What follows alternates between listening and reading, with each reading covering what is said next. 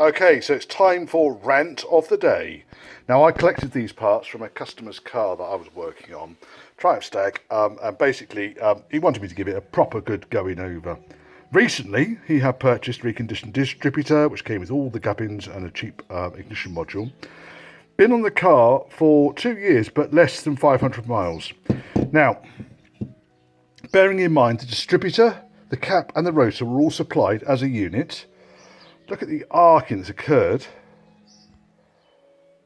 on the end of that rotor. And that's after I cleaned it as well. So the rotor's crap. Then look at the cap. Look at the burning and the contacts in there. I think it might be made out of butter. Yeah, it's not great. So it's a cheap pattern part, and there's plenty of cheap pattern parts out there, and lots of them come in green boxes, lots of them don't come in green boxes, but they're all cheap. People say, oh, it's cheap, it doesn't matter, I'll have one in the boot. It's not a safety critical item. Tell you what, you tell me it's not a safety critical item when your car coasts to a halt on the M4 in the pissing rain with your family in it,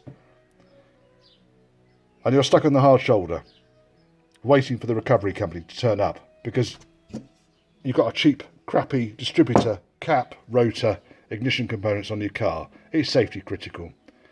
There's a reason why old cars were unreliable, and the reasons were largely because of the quality of the products, and that situation has not improved over time. Load of crap.